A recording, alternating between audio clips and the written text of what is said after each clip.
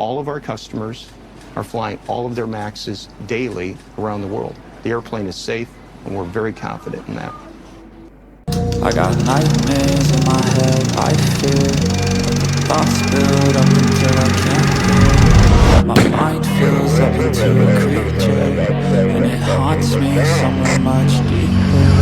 I got nightmares in my head, I fear the thoughts build up until I can't hear. That my mind fills up into a creature, and it haunts me somewhere much deeper. Hello and welcome to True Crime Rocket Science, the most authentic voice in true crime. I can't help thinking Boeing, Alaska Airlines, and the passengers and crew aboard Flight 1282 were ridiculously lucky that no one was killed. It was just blind luck that no one was sitting next to that part of the fuselage when it peeled away. Cell phones were sucked out of people's hands, even a shirt was torn off a nearby kid's chest. If this incident doesn't give you the heebie-jeebies about flying, well, nothing will. Blind luck that a deep salvage team found you when they did. It's 1 in 1,000, really. I think you're damn lucky to be alive, kiddo. Before we get to the rest of this analysis, if you haven't subscribed to the channel, please do. Bear in mind, I've got a Titan Submersible playlist on this channel with 58 videos. Please check that out if you're interested in this sort of thing. If you're enjoying this analysis, please like, share, leave a comment. Also, if you'd like more of this analysis, please like, share, leave a comment. You can also hit the thanks button, and let's get started. So the latest headline that's just come out really in the past few hours talks about pressure building on Boeing as customers vent anger over grounding. And obviously these customers are airlines like United. This comes as Boeing is facing political pressure as federal investigators continue probing this incident, with Alaska Airlines. The CEO of Boeing, Dave Calhoun, is due to meet lawmakers on Wednesday on Capitol Hill, and that will include Senator Mark Warner from Virginia, where the company is headquartered. Now remember the context of all this, the MAX 9 is still grounded. And you may remember that Alaska Airlines said when they did a review of their aircraft, they found numerous aircraft with loose bolts on them. Scott Kirby, the CEO of United Airlines, the chief executive, he warned on Tuesday that his company were rethinking a multi-billion-dollar order for new planes.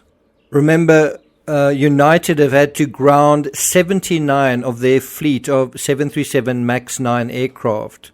That's following that mid-flight fuselage breach of the Alaska Airlines aircraft earlier this month. United's unhappiness is very understandable. They basically put in an order to buy 277 of the next generation MAX 10 with options for another 200. These are enormous orders worth a heck of a lot of money. And so the CEO of that company, in terms of these problems with MAX 9, this is one of Boeing's largest customers, right? And they're basically saying they are considering changing their mind about this order for MAX 10 aircraft. And the production for those orders is already running years behind. And here's the big kahuna, here's the big clue. It's also running years behind in terms of certification. And those certifications are to do with safety. And so the pressure is piling on Boeing at the same time that their biggest rival is pulling ahead of them.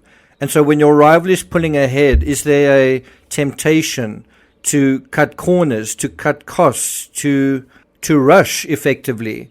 And as soon as you want to do that, as soon as you need to speed up the process that your production process, the easiest way is by cutting out all the safety protocols, which are expensive and time consuming. And airlines are trying to grow at the same time. Airlines are trying to grow, and they need Boeing to help them do that. And of course, Boeing itself is trying to grow and not lose this race even further to Airbus.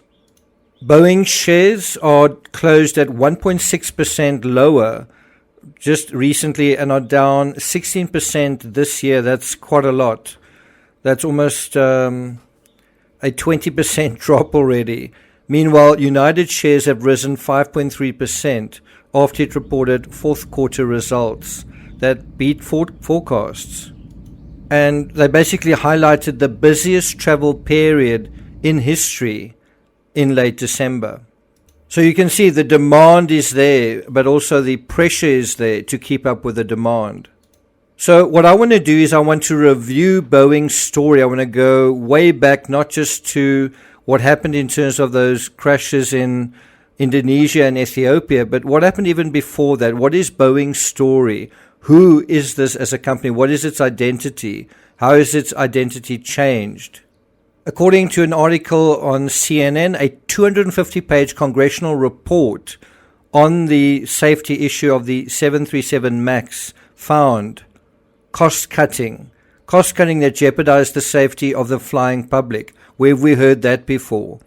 A, quote, culture of concealment of problems with the aircraft. Where have we heard that before? And then also troubling mismanagement, misjudgments among the failings behind the two fatal accidents. And I say this so often, an accident isn't an accident if it's an accident waiting to happen. If there's a long series of faulty thinking and faulty reasoning, then an accident actually is inevitable. And an inevitable accident isn't an accident, there's a legal dimension to it.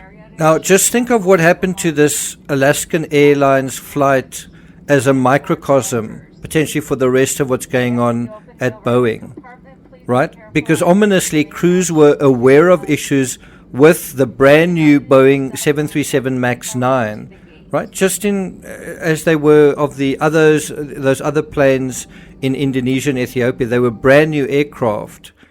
And what happened in this case? Warning lights were triggered on 3 flights, twice on successive days before that blowout at almost 16,000 feet. That's almost 5 kilometers above Oregon.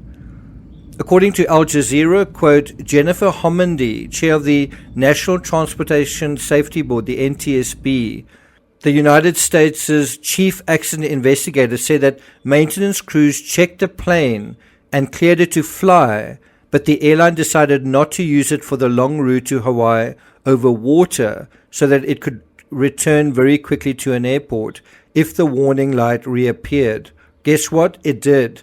And then after it did, it blew off. And I don't know about you, but I sort of feel like safety standards are dropping and safety standards need to be raised, because otherwise, without thinking critically about this, lives are going to be lost. Planes are going to be lost. Eventually, when you get a warning light enough times, do you sort of run out of chances to be warned that something might happen? Kind of like the Titan sub, right? After you get enough warnings that something serious is going on, well, then something serious happens.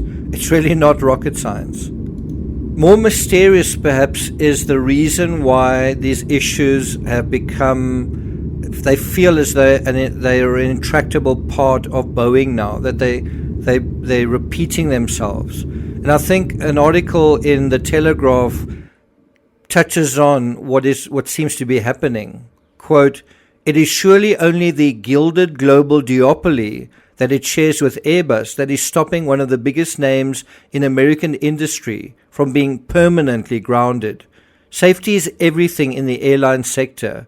If Boeing cannot guarantee the security of its planes, then there must be fresh doubts about its suitability as one of the world's largest suppliers of passenger jets. And not just jets flying through the Earth's atmosphere. The most outrageous thing of all, while Boeing is having parts of its planes fragment in midair, the US president has been pushing to put Boeing-branded rocket boosters into the industrial equation while handing out vast federal incentives. Think about it.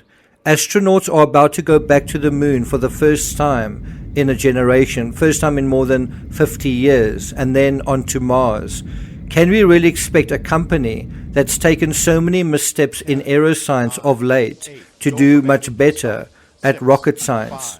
In this sense, it feels like Boeing is trying to run before it can walk. And I think what it needs to do is stop running, slow down and fix what's broken. If it ain't broke, don't fix it. But there seems to be a really crazy psychology emerging of, if it's broke, ignore it. Or if it's broke, just push on, keep going.